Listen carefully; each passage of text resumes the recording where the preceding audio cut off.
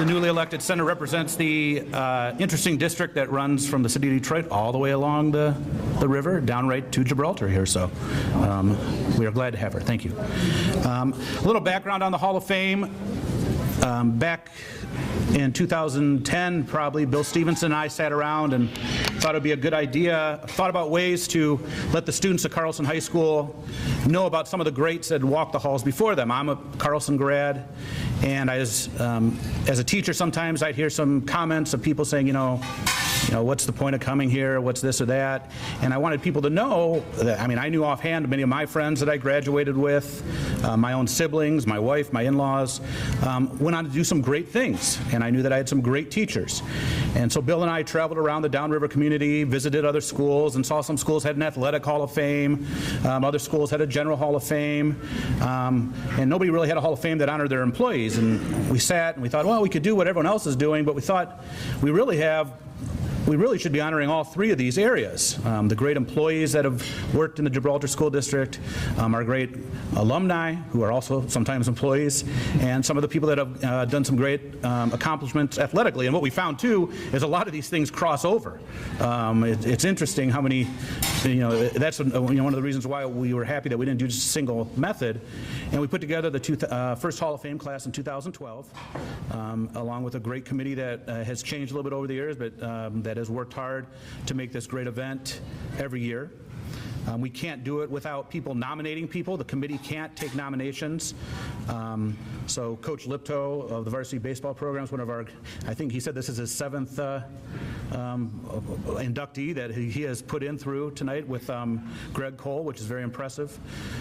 So there are packets up there. There are packets on the website. So if there's anyone you know of, a former teacher that you thought was great, classmate, please be sure to fill out an application. They are due October 31st, and we review them, and they'll be reviewed for the class of 2020.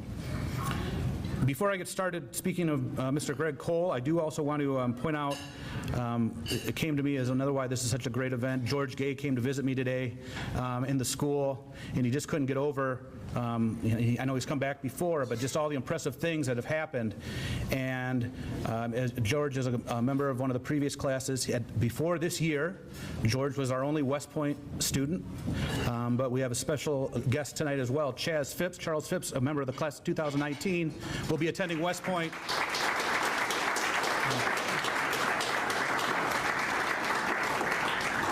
I brought Charles here as a guest so he could meet George and see how things were and interact with each other a little bit, so it's pretty cool. It's a very special event and a very special thing to have a West Point student attending.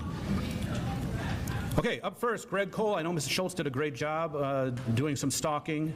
We were talking about it. I didn't know nothing of the water. My librarian skills are slipping. So, but Coach Liptow did tell me, you ask anyone from 68 to 71 if they wanted to talk about who the best athlete around was, it was Greg. As they mentioned, 11 varsity letters. That's an amazing feat. Four-year varsity baseball. According to the information I had, as a freshman, threw a no-hitter in his first game. Went on to have a great career at Central. But a reoccurring theme whenever I give these speeches about whoever these people are, whenever I mentioned Greg Cole and I called Mr. Krieger to mention who was getting in or talked to other people, the first thing anyone said about him wasn't necessarily his athletic ability, is, man, what a great guy. Greg Cole, what a great guy. And then the people that, some of the people from the other classes that came in. That's the first thing. That's the first thing Dale said when he asked who else is coming in, and I said Greg Cole, and immediately that's the first thing that popped out of his mouth. And that seems to be a recurring thing, either a great guy or a great gal, when we talk about any of these people that we've inducted through the years. They're all good people that when we put them on that wall in the main lobby of Carlson High School, that represents everything that we try to strive and work for at Carlson High School. So at this time, I'd like to invite Mr. Cole up to receive his plaque and welcome into the Carlson High School Hall of Fame.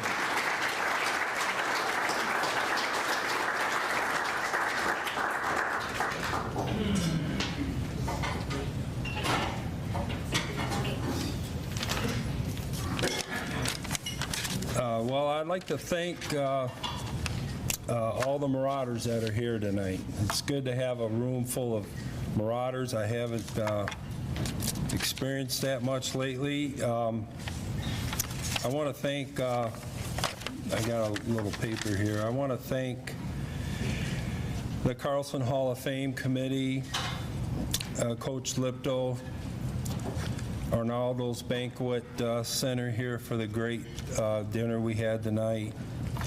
And I also would like to thank my wife of 47 years and my family. And I also would like to congratulate Mr. Krieger, who was one of my favorite teachers and mentors. Currently, I reside in Oscoda, Michigan, where my wife and I have a lakefront cottage resort that's our little piece of heaven. If any of you guys get up that way, come and check us out. In my free time, I enjoy bowling, fishing, golfing, and horseshoes. I love horseshoes, probably of all the things I've done. That's my favorite. And then I would like to tell, well, let's see here. Sports have always been an important part of my life.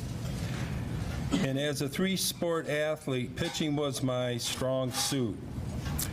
I would like to tell a quick story that I feel brought me to this moment here today. Believe it or not, my pitching career started with dodgeball. In 8th grade gym class, we were playing dodgeball, and my gym teacher was Hal Goodhue. And of course, the goal of the game is to hit another person with the ball. Well, I missed my target, and the dodgeball hit the wall and it busted. Word got around to the varsity baseball coach, John Lefevre, and that is where my road to pitching began. And then it ended with a full ride at a scholarship to Central Michigan. Real quick with John, I have to say, he molded me, shaped me into a pitcher. In 8th grade, I didn't want to pitch. I wanted to be a infielder. I was wild, but I can't say enough about John. One more thing about John is his practice sessions, which I loved, were an hour and a half. That was it. And you were out of there. You learned. He did situation baseball, and that was it. And I really liked that. It wasn't boring. It was effective. And before I wrap things up, if I could, I'd like Mike Isaac to stand up, please. Mike was my catcher and our quarterback at Carlson at the time. And he took a lot of abuse from me, but never complained. He was the leader on our varsity baseball team and probably football too.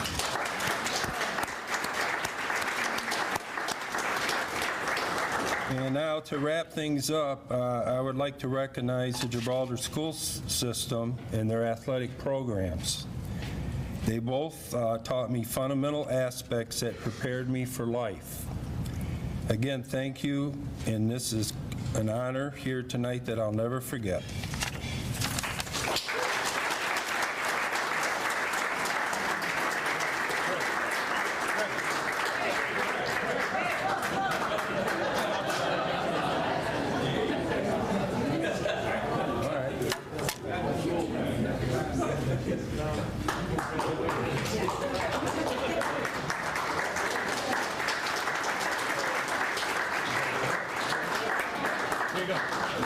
Congratulations, great speech. Thanks. Thank you, Greg, great speech. Much like with Greg Cole, when I first posted the announcement that Mr. Dale Krieger, the Rocket Man, was inducted into the Hall of Fame, many messages came piling in. I know George Gay reached out to me right away with the class of 1970. Anyone that I talked and asked was ecstatic because of how many lives Mr. Krieger touched. How many people reached out to me and said, man, he did this, he made English so much fun. 35 years he dedicated to the Gibraltar School District. And I can tell you, I was very lucky getting hired back in 1998 to come back and call him as a coworker and a friend. I was a 22, 23-year-old kid, a doofus, but Mr. Krieger took me under his wing, kept me straight, gave me some of the best advice, and I know I lost touch with the classroom, but I did used to teach English, Mr. Rice. I taught English for a number of years, and Mr. Krieger gave me the best Shakespeare advice. He's like, these kids will hate it if you make it boring. You got to get up there and do all this goofy stuff to make it interesting, make them understand it's a play, not something you're supposed to read. It's theater. And I remember taking those tips and doing that sort of stuff, and every year still on the Ides of March, Mr. Krieger and I send jokes back and forth about be wearing the Ides of March to this day. He gave me my break as the announcement guy, pushed me into running the pep rallies. Just an amazing coworker. But not just for me, for a lot of you in this room. I know that for a fact. For a lot of you in this room. I know for a lot of people, he told me about how he had his 0-hour English, that some of these kids that were really struggling, that needed to graduate, that needed that degree, and he was that guy that came in 0-hour, and man, these kids didn't want to learn Romeo and Juliet, but he made sure they did and made sure they got that high school degree. One last story that I think sums up the type of guy Mr. Krieger is, I was finishing up my first year, and he's like, hey, have you ever been to Vegas? And I had. I was 22, 20. And this is going to date some things, but back in the day, there wasn't the internet. He found this price in the classifieds of the newspaper. Round trip, 3 nights for like $220. Now, you can't get on a one-way ticket to Vegas, not to mention your hotel and everything, for $220 nowadays. But I'm like, I'll believe it. I'll see. He booked this all up. My dad even went. And we had like a 7:30 flight, and I had to drive up for it to pick him up. And I'm like, man, I wonder how exciting this trip is going to be. I never knew what this town was going to be like. I had his address, and as I'm driving up for it, and I'm not late, there's a guy, I see somebody on the side of the road with like 3 suitcases or 2 suitcases on 4th Street, like on the shoulder of 4th Street. And I'm like, I lean to my dad, go, Dad, is that, we're driving close. And I'm like, is that Mr. Krieger on the side of 4th Street? And it sure was. And I pulled over on the side of 4th Street, popped the trunk. He's like, let's go. And right away, that's when I knew that Las Vegas was going to be something special. If it's this exciting that you're going to stand on the side of 4th Street. And it was, and we did it 2 years. We did it twice, and it was a great time. So again, congratulations, and thank you from me, Mr. Krieger, for everything that you've done for me and for all the students at Carlson High School.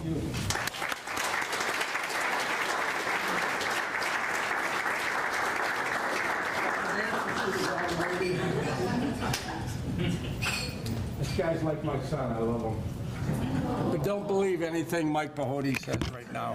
I'm going to tell you, is this on? Because I go to hear you guys. I want to make sure they hear me. I'm going to tell you what, it's going to be short for 2 reasons. One, I have a pinched nerve right now that's eating my leg up, and number 2, I got to pee. But after that, we're going to be okay. I started teaching Carlson High School in 1965. It was the first graduating class. That was an honor that I was there for the first graduating class. My principal was Helen Shoemate. She was all business. And when a girl came to class and her skirt was a little high, you send them to the office, and she'd say, kneel down, young lady. And if the skirt didn't hit the floor, they hit the door. And that's the way it was. There was no. Howard Turnbull was assistant principal. He had a tennis shoe this long. This is in the early 60s now. If a kid was acting up and he went to Howard Turnbull, you could hear the whack all the way down the hall. Whack! You know, they never went back twice. Never had a kid go back twice. And did he tell his parents? Of course not. You know, today they go, what? Somebody touched you. The parent calls out and they come to the school screaming and hollering. Not those days. They know how to do it. So then I go down to the office. I'm brand new. I'm from Wyandotte, Michigan. And I walked into the principal's office and said, I saw 3 kids carrying shotguns. They're broken down and they put them in their locker. And like I thought he would be, you know what? He says, it's dove season. What's your problem? And that's the truth. They could carry shotguns back in 65. Try to do that today. I don't walk into a school today with a shotgun. Literally barred. So time went on, and then principals changed, and on and on. And I taught English. I started off, they gave me 10th grade general English. I had the class of 68, which would eventually be 68. They were sophomores. I had no idea what I was getting into. 5 classes with close to 38 kids in each one.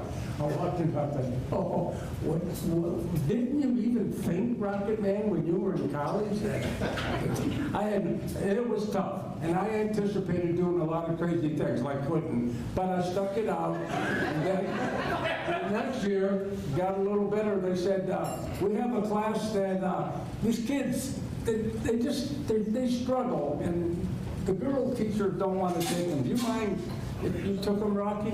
So I took the Sweat Hogs. Yeah, that's what we called them, people, the Sweat Hogs, and he was my head hog right there. And I'll tell you what, I loved that class. We had T-shirts, everybody had a nickname, right? And we had fun. But we also learned a little English in the process. I don't know how, but we did. Anyway, the story about that class. One day, kid comes to my room. He said, Mr. Laginus wants to see, I forgot his name. And the kid looked up and says, you tell him I'm not coming down there, so I have to listen to all his BS and then listen to his 5-minute get in my face. Have him write down whatever my punishment is and bring it back. So I looked at the guys and I said, okay, let's bet. What is it going to be before Lads gets here? 1 minute? And sure enough, we all just sat there. Boom! My door opened. Oh, so you don't want me to get in your face, huh? We're all laughing. Boy, this is awesome. That was fun. Then, what else? I went to the Mr. Pavlov. I said, I'd like to teach Shakespeare. He looks at me, Shakespeare, that's a fishing reel. I said, no, we want to teach it. He says, okay, I'll tell you what, I'll let you try. We'll put it on if we get 25 kids to sign up for Shakespeare, you can teach it. Well, they did, miraculously, so I taught it. The next year I had 2 hours of Shakespeare. And eventually it went to 3, I think. We taught, George was in my class, I can remember vividly, Mike. And it was fun. And we taught Shakespeare like it's supposed to be taught. We broke it down. We'd read a line, and they'd say, methinks the lady doth protest too much. Okay, guys, what are we talking about? Some lady who's complaining and always, about, oh my gosh, look at that. I go, oh, that's what they meant. So that was fun. What else? Let me get to it. I did pep assemblies.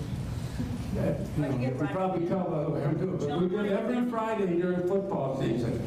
We did pep assemblies, and we had fun. Am I missing? Driver's ed. Huh? Driver's ed. Driver dead? $6 an hour, man, on a 3 and they were 6 shifts. And I got little ladies who've never even been sitting in the front seat before getting in. I go, oh Lord help me. All I got is, Huntley did it, we had a brake and a clutch. That's all that we had. They had the steering wheel. Did you ever see them play in first gear? Boom, boom, boom, and that conversation. Huntley, I don't know, we must have been desperate for money. It was a killer. I mean, I said, oh my Lord. So anyways, eventually, I had a master's degree. Don't ask me how, but I had a master's degree in guidance and counseling. And I got into the counseling office, and I spent the rest of my career there. In fact, I was right next to Mr. Robinson, Broom.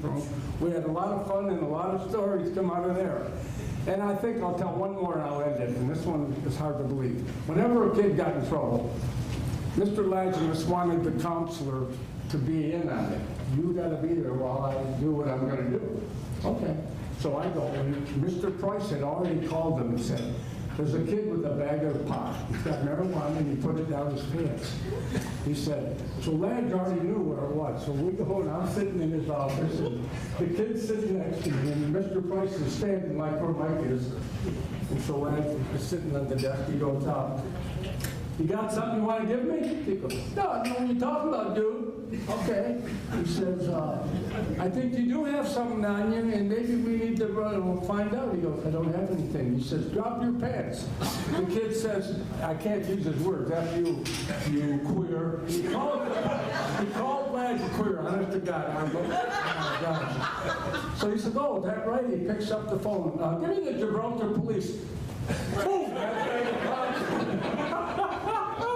That's all I got. Remember, once a marauder, always a marauder. I loved my 35 years, and I love kids, and they told me, you can't like them, Dale. You can't be their friends. You're their teacher. You got to keep them. I said, baloney. And so the principal one time, Mrs. Shumate, came to me, and I'll end here. She goes, Mr. Krieger, you know, every other class is so quiet, and yours is noisy. Yeah. Well, I said, what do you want me to do? Then let them go home and read their books, and I won't have to teach them. They don't need a teacher. We're trying to interact and have, you know, and in the process, have fun. Well, back in those days, they didn't understand that kind of education, I guess. But it worked. And they are my friends, and I still love these guys. These kids, as I call them. That was 50 years ago. 50. Or they say today, 50. Thank you very much. We're proud to be around.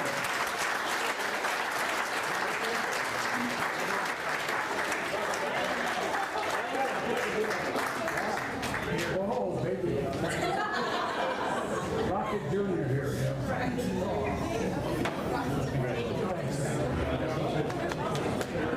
I'll talk to your dad. You got a good time in Vegas.